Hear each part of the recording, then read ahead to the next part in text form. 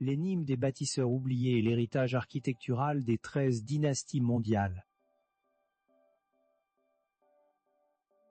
L'examen minutieux d'une photographie en noir et blanc datant de l'année 1867 révèle un contraste saisissant qui ébranle les certitudes historiques les plus ancrées. Le cliché présente le Missouri, dans le Missouri, se déployant sous la forme d'un large boulevard d'une propreté impeccable.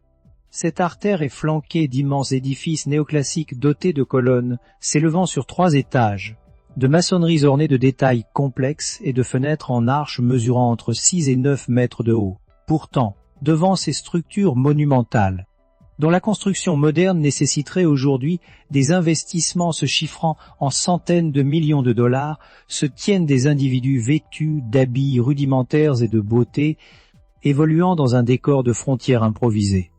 Ces personnages ressemblent à des colons fraîchement débarqués, des pionniers qui tentent encore de comprendre l'environnement dans lequel ils viennent d'arriver, ce qui soulève immédiatement une interrogation fondamentale quant à l'identité réelle des véritables bâtisseurs de ces monuments.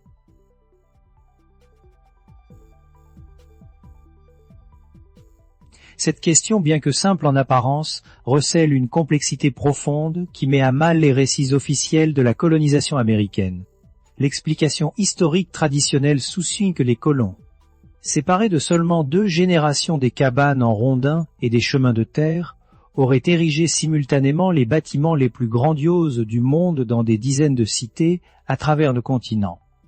Cette prouesse aurait été accomplie sans école d'ingénierie avancée, sans une main-d'œuvre architecturale qualifiée et dans de nombreux cas, sans le moindre registre de construction cohérent face à cette réalité logistique. La narration officielle ne s'effondre pas sous le poids d'accusations idéologiques, mais sous celui, purement pragmatique, de l'arithmétique et de la physique élémentaire. Plus la recherche historique indépendante se penche sur ces détails concrets, plus les incohérences se multiplient, révélant que cette anomalie monumentale ne se limite pas à la seule de Saint-Louis, ni même au continent nord-américain.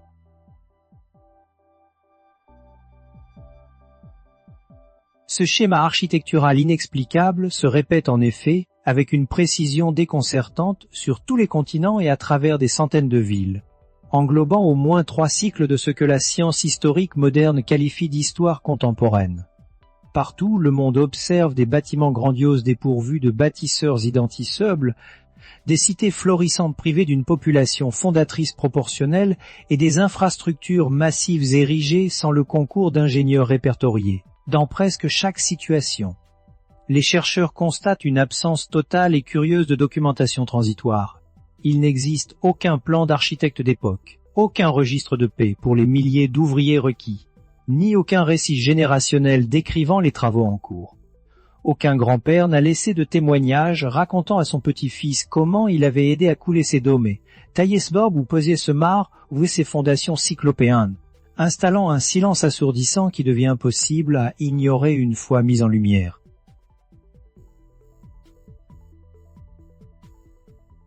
Pour mesurer l'ampleur de cette contradiction, la science historique s'appuie souvent sur le concept théorique du peuplement, défini comme le processus par lequel des populations migrent vers une région inhabitée ou faiblement peuplée pour y bâtir, au fil des générations, les infrastructures de la civilisation.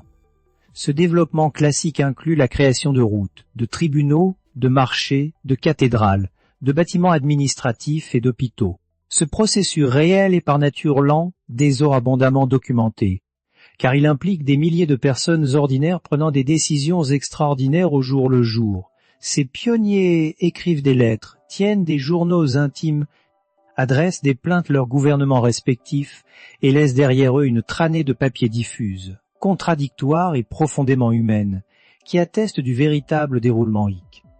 Or, l'analyse des archives disponibles pour des dizaines de grandes métropoles mondiales au XVIIIe et XIXe siècle présente une réalité totalement différente.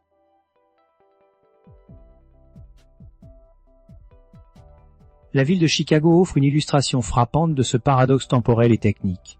Incorporée comme simple bourgade en 1833, puis promue au rang de municipalité en 1937, la cité accumule 56 ans plus tard en 1903 à l'exposition universelle de Chicago. Cet événement se déployait au cœur d'un complexe gigantesque de palais néoclassiques d'une blancheur éclatante, exécuté avec une telle perfection architecturale que les visiteurs surnommèrent le site la Ville Blanche, certains pleurant ouvertement devant tant de beauté.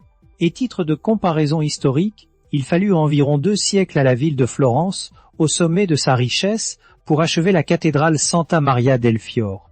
Chicago aurait donc produit une œuvre comparable en envergure et en sophistication unique en moins de 6 décennies. Par l'intermédiaire d'une population dont les aînés avaient encore le souvenir d'avoir dormi sous des tentes de fortune.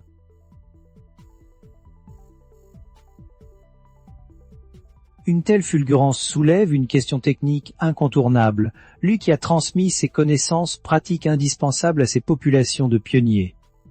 Il ne s'agit pas ici d'évoquer l'aspiration abstraite à la grandeur ou les concepts théoriques de l'architecture, mais bien les savoirs matériels spécifiques requis pour extraire, transtraire, tailler et assembler la pierre à une échelle aussi monumentale.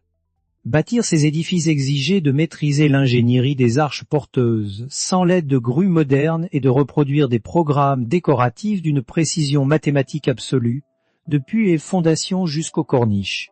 Ce genre de savoir-faire technique nécessite normalement plusieurs générations pour se développer et se transmettre, s'ancrant dans des traditions d'apprentissage, des systèmes de corporation et des lignées familiales d'artisans transmettant leurs secrets de père en fils à travers les siècles. Pourtant, l'histoire officielle ne montre aucune trace de ces lignées d'artisans dans les nouvelles cités. C'est à ce carrefour précis que le problème de l'héritage devient incontournable pour les chercheurs qui étudiaient les failles de la chronologie officielle. Parpillés dans les notes de page des articles académiques, dans les petits caractères des documents d'incorporation municipaux ou dans les marges des relevés topographiques du XIXe siècle, des patronymes identiques réapparaissent de marée courante. Ces mêmes noms de famille se retrouvent associés à des fondations de villes, des structures financières et des processus historiques théoriquement indépendants et totalement déconnectés et couvrent plusieurs continents, sans pour autant formuler des théories de conspiration simplistes. Les analystes de l'histoire universelle se voient contraints de s'interroger sur les raisons pour lesquelles des lignées spécifiques apparaissent systématiquement au moment précis ainsi de la institution majeure. Des centres bancaires et des structures de pouvoir de notre monde moderne, précisément au cours des années 1900.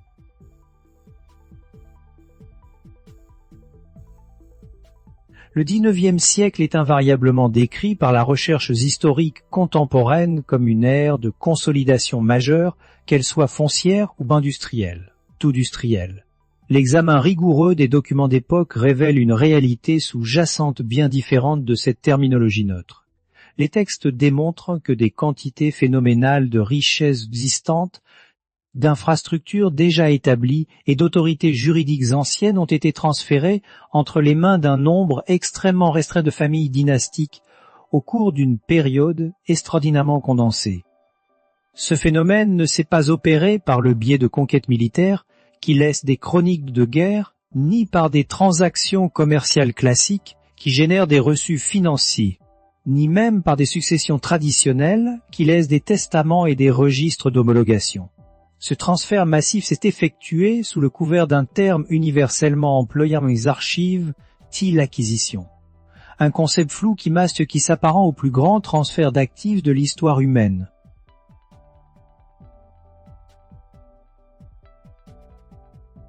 En approfondissant la mécanique interne de ces transactions, les investigateurs mettent en lumière un modèle récurrent impliquant un noyau restreint de structures familiales. Selon diverses traditions documentaires et recherches croisées, ce groupe supérieur se composerait d'environ 12 à 13 eaux dynastiques majeures.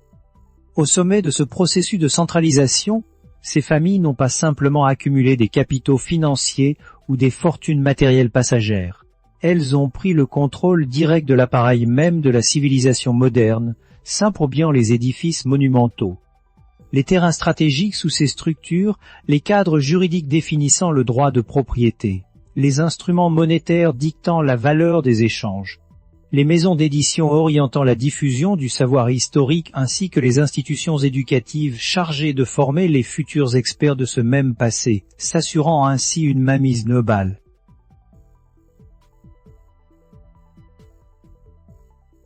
En détail particulier extrait des archives administratives du XIXe siècle suscite la stupeur des chercheurs lorsqu'ils le découvrent pour la première fois.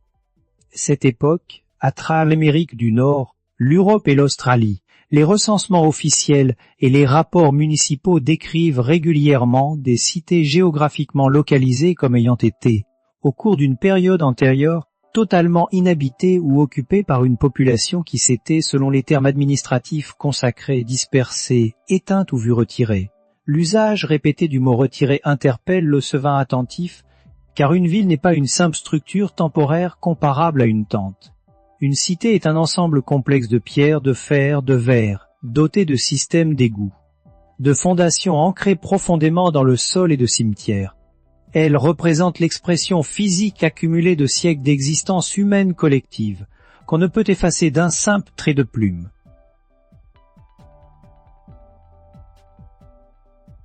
Pourtant, le même scénario documentaire s'applique à des cités majeures comme Saint-Louis, Cincinnati, Détroit, Philadelphie ou les quartiers anciens de Boston. Le phénomène s'observe également à l'échelle internationale avec Constantinople, rebaptisée, réorganisée et repeuplée à la même époque. Les villes du Midwest américain, prétendument érigées à partir du néant en une seule génération, partageant cette étrange genèse avec les cités de l'intérieur de la Russie, dont le vocabulaire architectural s'avère rigoureusement identique à celui de l'Europe occidentale, bien qu'elle soit théoriquement issue de traditions civilisationnelles distinctes et sans aucun point de transfert culturel documenté. En Amérique du Sud, les édifices de l'époque coloniale affichent un raffinement technique que les forces de travail répertoriées par l'histoire officielle étaient matériellement incapables de produire, confirmant l'universalité de cette anomalie de peuplement.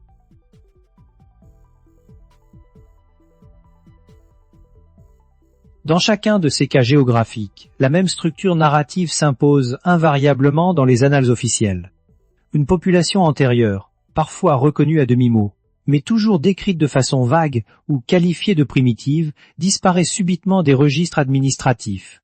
Une nouvelle population arrive alors sur les lieux et se voit attribuer par les documents officiels le titre de fondatrice ou de colonisatrice de ce qui constitue, de toute évidence, un environnement urbain déjà entièrement construit et fonctionnel. L'arrière-plan de chaque moment fondateur, derrière chaque charte d'incorporation municipale, chaque premier conseil municipal et chaque concession de terres initiales, réapparaît immanquablement ce groupe restreint de noms de famille.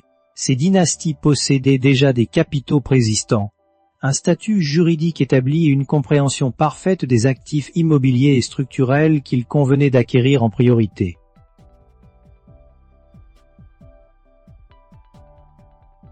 Étrangement, les nouveaux colons eux-mêmes semblaient parfois conscients qu'une pièce essentielle manquante faisait défaut à leur propre récit.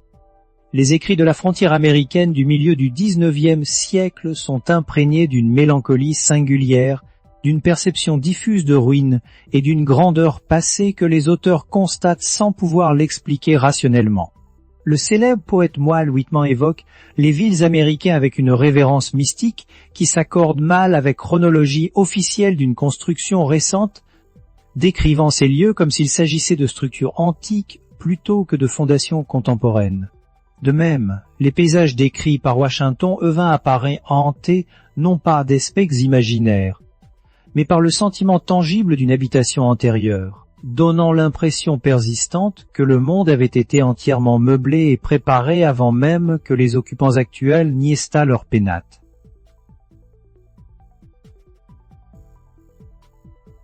Face à ces constats, l'argumentation historique traditionnelle oppose généralement une explication basée sur les capacités bâtisseuses inhérentes à l'humanité. Les défenseurs du modèle officiel rappellent à juste titre que les êtres humains ont toujours été capables de réalisations architecturales remarquables, citant en exemple les pyramides d'Égypte, les aqueducs romains ou les cathédrales gothiques de l'Europe médiévale. Cet argument mérite un examen sérieux, mais l'analyse comparative révèle des divergences fondamentales. Les cathédrales gothiques ont été érigées sur des siècles par des corporations d'artisans connus soutenues par des archives ecclésiastiques détaillant les coûts, les ouvriers et les aides de construction. Les aqueducs romains découlaient d'une tradition d'ingénierie impériale bicentenaire, appuyée par l'appareil militaire et civique de Rome. Les pyramides reflétaient la concentration totale des capacités organisationnelles d'un État centralisé. Les cités du XIXe siècle, quant à elles, manquent cruellement de ces piliers d'auteurs fondamentaux.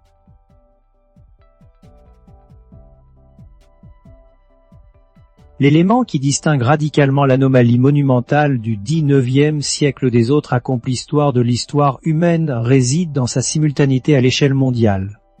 Pour que le récit officiel soit valide, il faudrait admettre que des dizaines de villes réparties sur plusieurs continents et développées de manière indépendante, à l'intérieur d'une même fenêtre temporelle de 50 ans, un vocabulaire architectural identique. Ces cités partagent les mêmes types de colonnes, de corniches, de proportions de dômes et de programmes décoratifs sans partager d'institutions éducatives communes, d'organisations professionnelles unifiées ou de mandats gouvernementaux centralisés.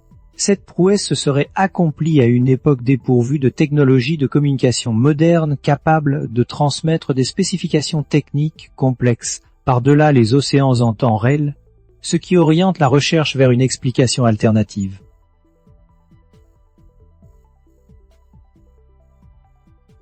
L'ensemble des indices matériels suggère qu'un processus de coordination de grande envergure était à l'œuvre à l'échelle planétaire. Une telle convergence architecturale et structurelle requiert nécessairement une intelligence organisatrice supérieure, capable de centraliser les informations et de définir un cadre vénère. En d'autres termes, ce phénomène implique l'existence d'un réseau structuré et opérationnel. Le groupe des 13 familles dynastiques, un nombre récurrent au sein des différentes traditions de recherche indépendantes, semble avoir constitué le cœur de ce réseau d'influence.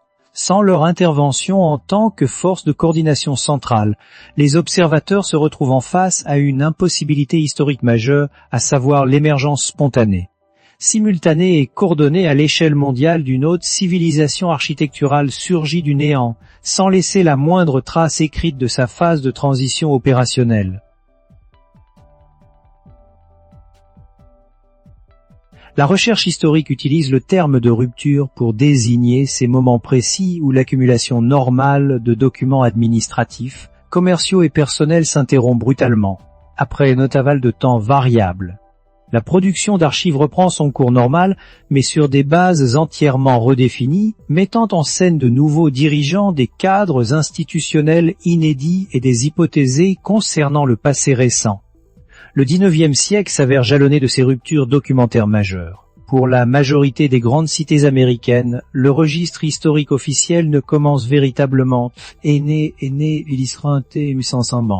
Avant cette période charnière, les archives ne proposent que des fragments de texte, des revendications territoriales contestées et des récits contradictoires, suivis d'un vide documentaire, avant que n'apparaisse soudainement une ville entièrement constituée, dotée d'institutions finalisées et d'un récit historique standardisé expliquant ses origines.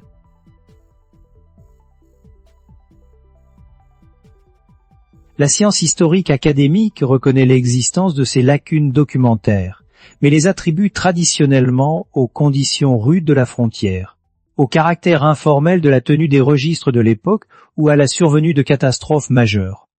Les incendies ont effectivement détruit de nombreuses archives au cours de l'histoire, mais il convient d'analyser quel type d'archives ont disparu et à qui profitait cette destruction systématique d'informations.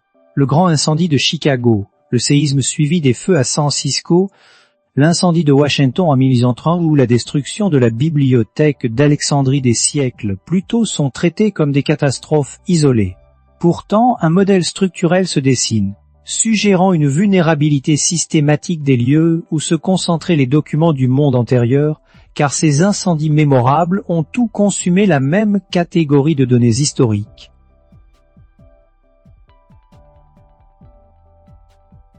L'analyse approfondie des fonds d'archives survivants révèle l'absence flagrante de documents décrivant la phase de transition entre l'ancien monde et le nouveau. les chercheurs disposent de nombreux textes décrivant la situation postérieure à la grande réorganisation du XIXe siècle, tout comme subsistent des fragments décrivant des reliquats d'ailleurs, mais le mécanisme précis du transfert de propriété demeure introuvable.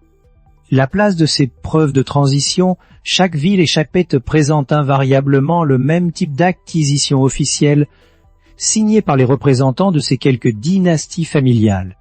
Ces textes établissent des titres de propriété légaux sur des actifs monumentaux dont l'origine antérieure qualifiée qu'aire abandonnée, de propriétés vacantes ou de territoires sans souveraineté reconnue, omettant le fait que des ingénieurs avaient conçu ces infrastructures complexes avant leur appropriation légale.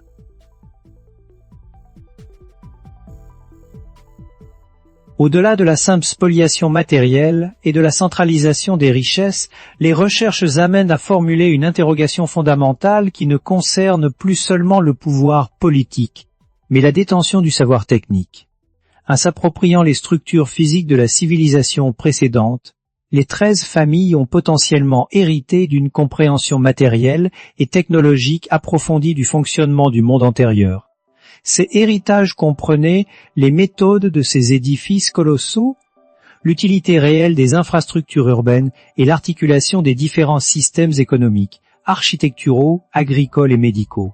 La question de savoir ce que ces dynasties ont fait de ces connaissances avancées reste ouverte, ouvrant la voie à deux hypothèses distinctes quant à la gestion de ce savoir secret par les énomiques.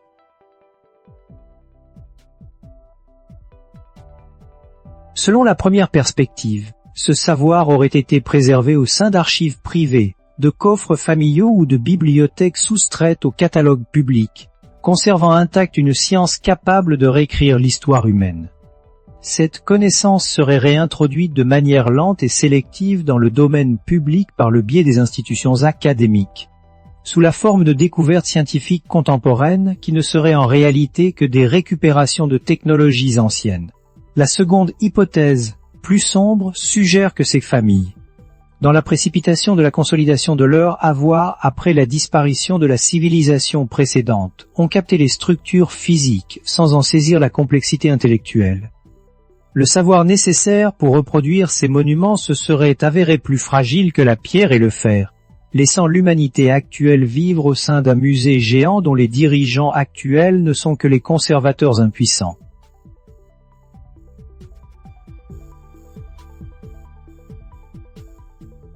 I fu avadifre perspective on history, leva comment bello, ando forget cher di video to spread historical mystery.